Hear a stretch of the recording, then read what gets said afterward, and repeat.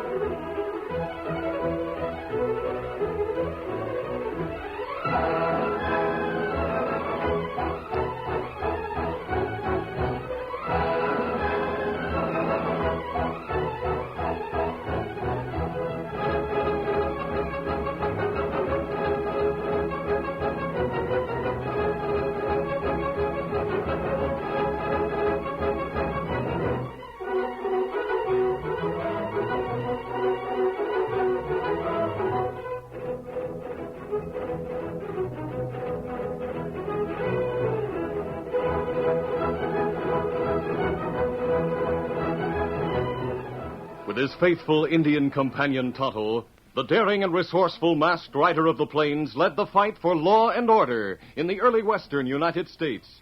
Nowhere in the pages of history can one find a greater champion of justice. Return with us now to those thrilling days of yesteryear. From out of the past come the thundering hoofbeats of the great horse Silver. The Lone Ranger rides again. Come on, Silver. Let's go, big fellow. Hi-Yo Silver! Hi!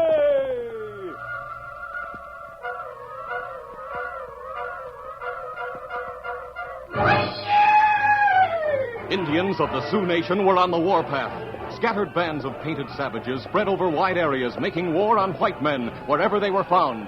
Here they come. Give us the word when to open fire. Save your shooting till they're close. We can't waste ammunition. We're outnumbered 10-1. We got no chance against those redskins. Keep low behind the wagons and go down fighting. Open fire!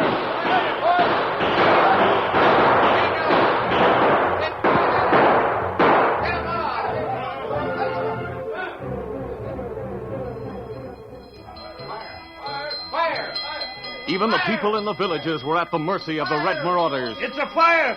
And there's another! Indians, I see them. They're shooting fire arrows. We can't escape. We gotta fight.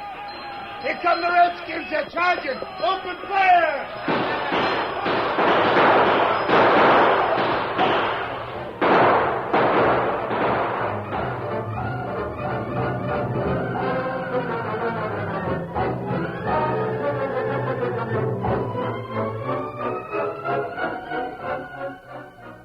In one part of the country, a small band of the Sioux had been exceptionally brutal and ruthless.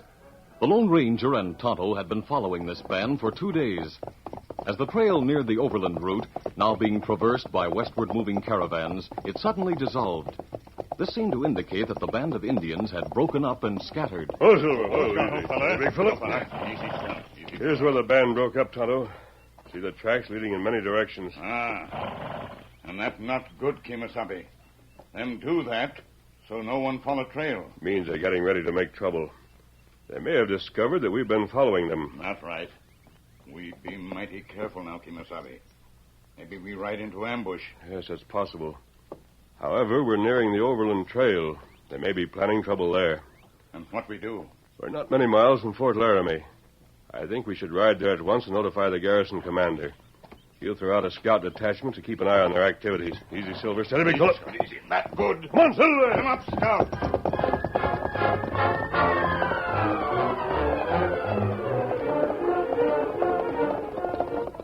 They had ridden but a short distance when they topped a ridge that overlooked the big trail, and the Lone Ranger drew in his mount. Oh, Silver. Big fellow. The wagon train down there, Tonto. The Indians must have seen it. They're waiting for the chance to raid it. That's right. But, Kimasabi, why wagons stop? Ordinarily, I'd assume the travelers had seen the Indians. They're getting ready to make a stand. But the wagons aren't drawn up in defense formation. That's right. Wagons scattered, not close together. I can't figure it out. We better ride down there and warn the pilgrims. Come on, through there. Get 'em up, Scout.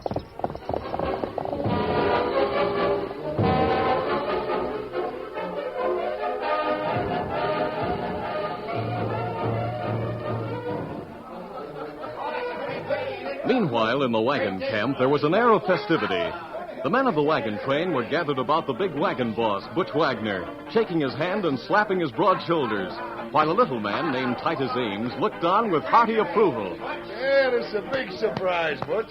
When did you decide to get married? Well, when Julie Ames said she'd have me. That was a couple hours ago. So we're not wasting any time, are we, Butch? You bet we're not, Mr. Ames.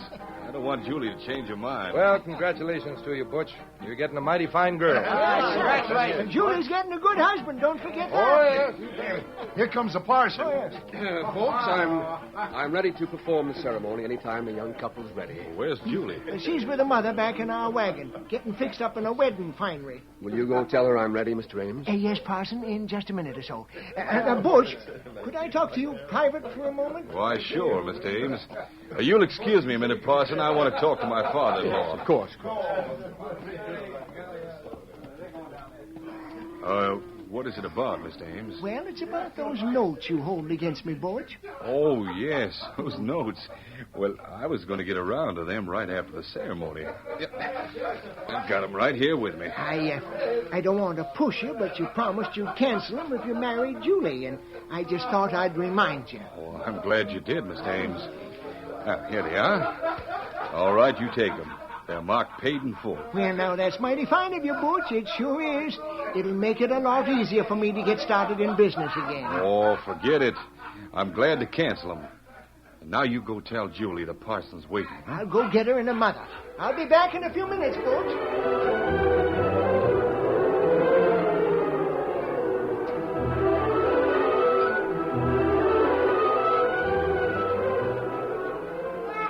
Here comes your father, Julie. I'm ready to go, Mama. Come with me, please. I think it's a shame. What you crying about, Julie? You know why she's waiting, Titus Ames. Now, Mom, let's argue no more about it. I'll say what I please, Julie, and I say it's a shame and a sin. A sin? What's sinful about a girl getting married? Dad, you know I don't love Butch. He knows it, too. Well, you'll learn to love him, Julie. He's strong and healthy, and he'll be good to you. Yes. Yes, he'll be good to me, I believe. But I promised Ross I'd wait for him. And I love Ross. A young upstart like you don't know the meaning of love. And furthermore, Ross Davis is an old good scallywag. Why, he disappeared more than 2 years ago, and you've not heard a word from him. You mean you ran him off? He said he'd come back to me when he made enough money to buy me. Like Butch Wagner's going to do. What are you talking about, you You know what she's talking about, Titus. I'll bet you've got those canceled notes in your pocket this very minute. Oh, nonsense. Now the parson and the folks are all waiting. Come on, Mom. Let's get it over with. Now you're talking sense. And dab your eyes. You don't want folks to see that you've been crying.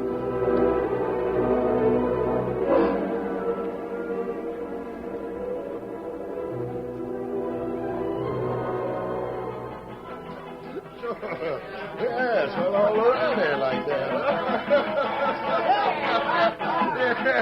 Hey, here they come, Butch. Yeah, I see them. Well, Julie looks like she's been crying. Oh, brides often cry. My wife did, too. Yeah, well, I don't blame her. I reckon that's right. But we haven't kept you folks waiting too long. You know how women are. They take a lot of time getting their finery on. Julie, you sure look mighty pretty.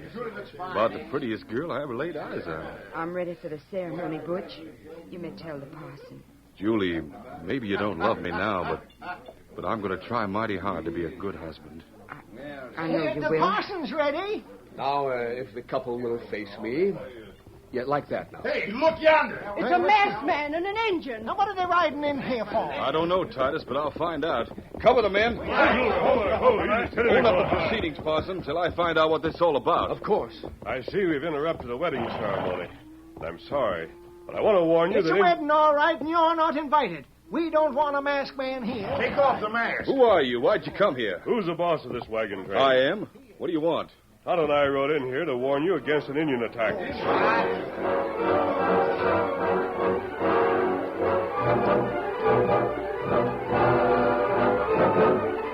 The Lone Ranger quickly told how he and Tonto had followed the band of Sioux from the Smoky Hill River and how he suspected they intended to attack the train. You'd better be on guard. There aren't many of you, and if you're taken by surprise, you'll have trouble. That's right. Many Indians in party. We haven't seen an Indian since we headed west. We were told at Leavenworth there wasn't been any trouble recently on this route. I can understand that. But I told you, this party of Sioux has moved up from the Smoky Hill River. Otto and I have been trailing them. And when you ride out of here, who'll you be trailing? We're headed for Fort Laramie to warn the garrison commander. But before he can send a scouting party here, you may be attacked. If you're ready for it, you can hold out. If you're not, If you ever rode into Fort Laramie with that mask on, I know what would happen to you. Now, you and that engine get moving out of here, or we'll take a look under that mask ourselves. Very well. Now get going. Come on, Silver. Get 'em up, Scout. I'd like to know what that pair's up to. It's for no good. There's something seems familiar about them. Just can't say how. You mean you've seen them before, Parson? No, I never saw them before, I'm sure of that. But he called the Indian Tonto, his horse Silver. Somewhere, sometime, I've heard something about them. Well, now, maybe they're outlaws. They must be. He was wearing a mask. Well, now, Parson, let's get on with the wedding. Yes, and then perhaps it might be wise to get the wagons moving again. That man may have been telling the truth. Hey, where's Julie? Julie? Why, she was here a few minutes ago. Well, I don't see her now. Maybe she went back to the wagon when the masked man and the Indian rode in. Oh, Julie's mighty upset right now. I know she is. Molly, you go get her. Tell her they're gone.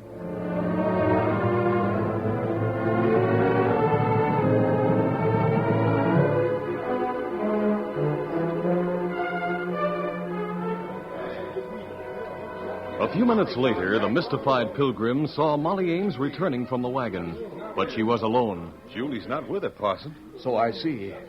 Maybe she's ill, Butch. Where is she, Molly? Where's Titus? Titus? Why, I thought he went looking for Julie. Where is she, Molly? She's not in our wagon or any of the others. Oh, she must be in one of them, Mrs. Ames. No, she's not. Oh, here comes Titus.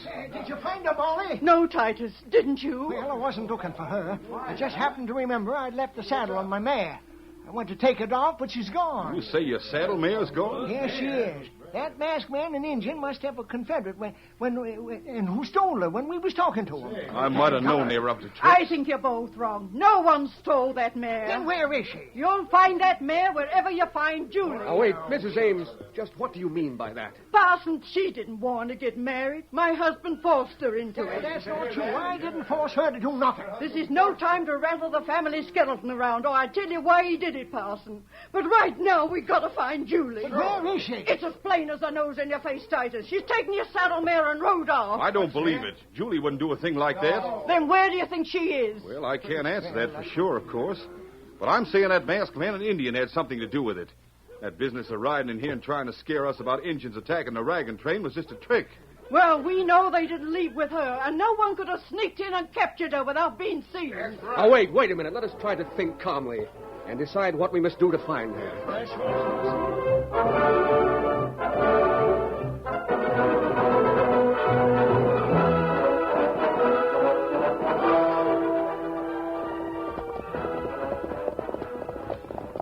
When the Lone Ranger and Tonto rode out of the wagon camp, they headed west, and when they were well out of sight, the Lone Ranger drew rein. Oh, Silver, fella. Easy. Oh, fella. Look, Tonto, Why see that we stop rider? here? Yes, we see him. That girl we see with wagon train. That's right. Her girl who get married. Yes, but when we rode in, I could see she'd been crying. I remember now she wasn't among the others when we left. Right, plenty fast. Like she afraid of something. I don't know what this is about, but I'm going to stop her. She might be captured by Indians at any moment. Not right. Her see us, Kimasabi. Her look back. Then let's go. Come on, Silver! Get 'em up, Scout.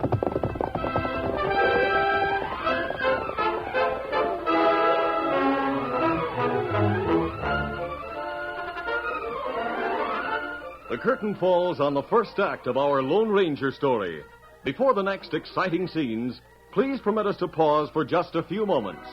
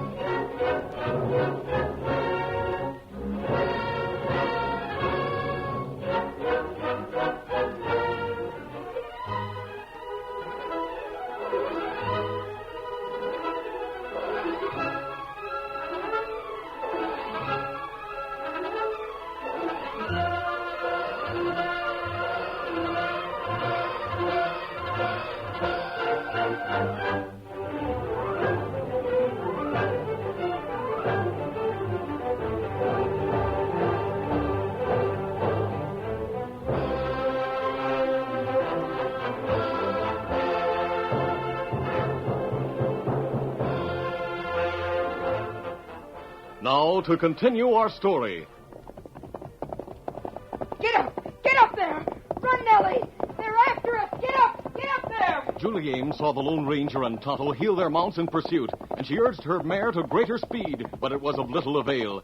As she looked back, she could see the great white stallion and Scout gaining on her rapidly, but was so occupied with her pursuers, she failed to see the deadly danger even closer.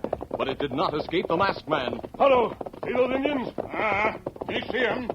That girl not see him. She's riding right toward them. We've got to stop her. Come on, fill Get him it. up, Scout. They're going to capture her. Open fire on them, Tonto.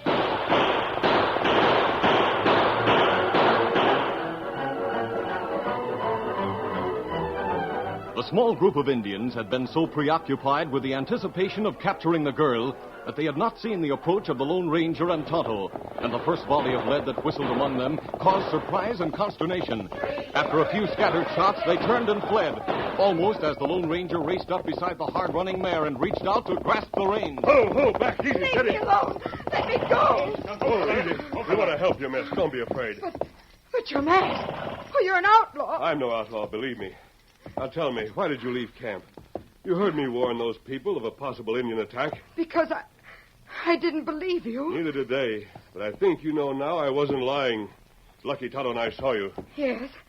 Yes, I know that now. You told the truth. But you haven't told me why you left camp. And I won't. Very well. Then I'll take you back there. No, I won't go back. I refuse to. But you must go back. You realize the danger you're in. Take me with you, but I won't go back there. Tell me why you left. Well, will you promise to take me with you if I do? No, I won't promise.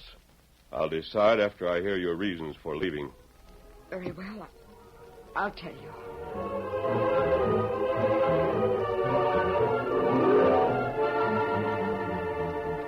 Julie Ames told how she had been in love with a young man named Ross Davis, and how her father had forbidden her to marry him because he was penniless.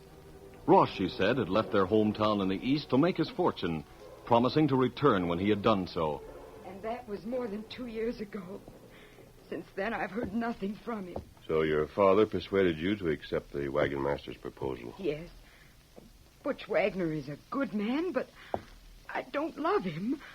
I agreed to marry him because he promised to pay off Dad's debt. But at the last minute, I just couldn't do it. Kimasabi, look to far hills yonder. Horsemen? Yes, they're Indians. They're riding to attack the wagon Oh, train. my poor mother and the others. They'll be killed. Are there any men back there who fought Indians before? Only Butch Wagner. All the rest are from the East. Kimasabi, You won't have time to ride to Fort Laramie. that right. Laramie too far now. There's a mining camp 15 miles southwest of here. Ride there at once for help. I'll return with this girl to the wagons. They go. Get him up, Scout. But I don't want to go back there. They'll make me marry Butch Wagner. Not if you flatly refuse. Anyway, we have to warn them. Now come. I'll go. Get up there. Come on, Fiddler!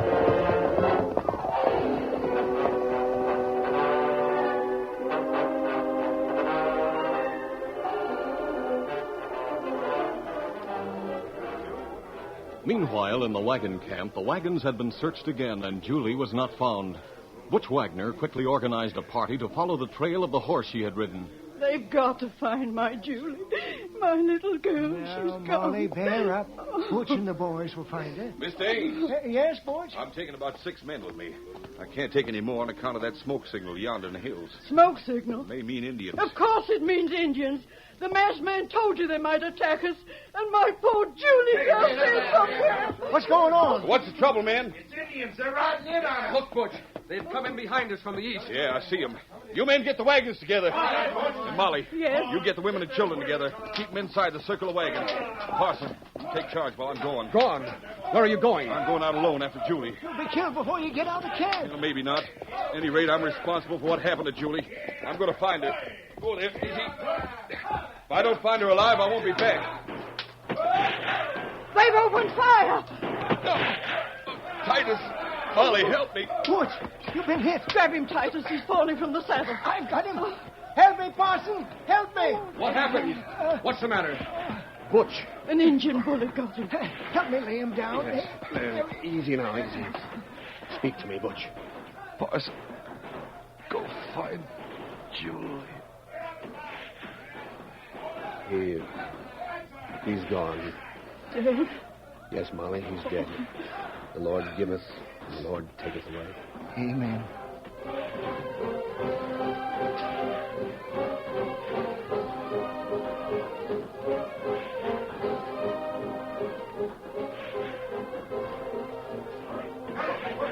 The body of Butch Wagner, the wagon boss, was quickly but tenderly removed to his own wagon, and Molly, Titus, and the parson turned toward their duties. But as they did, they heard... Look, Molly! Here she comes! Molly, it's Julie. And she's with that masked man. Thank goodness Julie's alive. Let me talk to her first, Molly. I'll break the news about what happened. I wish you would, Parson. Oh, but my girl's safe thanks to that masked man. Oh, there, whoa.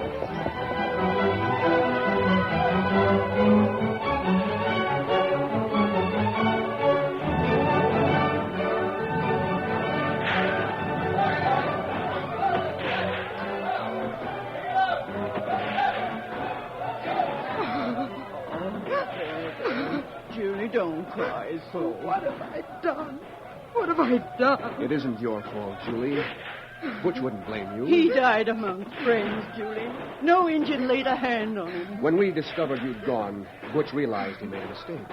He told me so himself. I didn't want to hurt him, Mom. Really, I didn't. But I couldn't have married him. I just had to run away. There, now don't cry. Oh, here comes the masked man. My friend, I'm glad you've taken charge in this hour of need. I was needed for comfort here. I understand, Parson. That's as I wanted it. Now I have need for you elsewhere. Just tell me what to do. I want you to take charge of the men guarding the west flank. Keep it open. Open?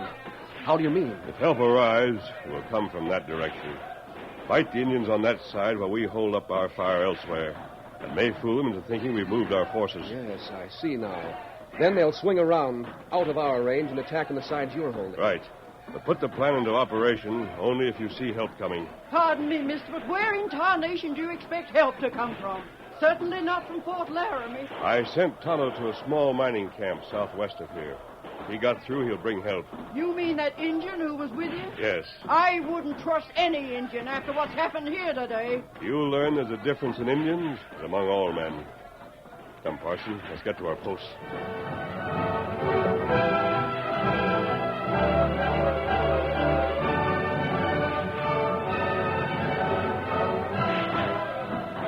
Slowly, the hours slipped by, and gradually the Indians seemed to be tightening the circle of death about the barricaded wagons, and the sun was just beginning to sink over the towering hills to the west.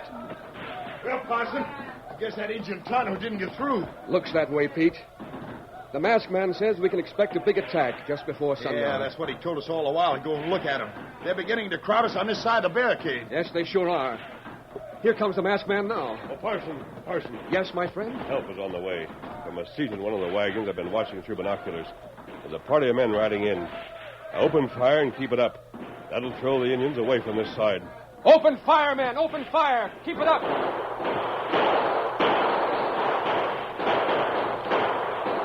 Look at them run. They're turning to the other flanks. The men guarding there know what to do. They'll hold their fire until the Indians ride into their trap. Hey, I see help coming. Look at them ride. Yes, here they come. Yes, and the Indians see them, too. They realize they were tricked. It's too late for them to do much about it now. Those men coming in are shooting plenty. Listen to them. What's going on, masked man? Look for yourself, Molly. It's your Indian friend. He brought help. I told you he would if he got through. Look at them Indians scatter. They know when they're nipped. We'll have no more trouble with them. Bastard. What's the matter, Molly? That man getting off his horse, the one next to Tonto. It's Ross Davis. Ross Davis.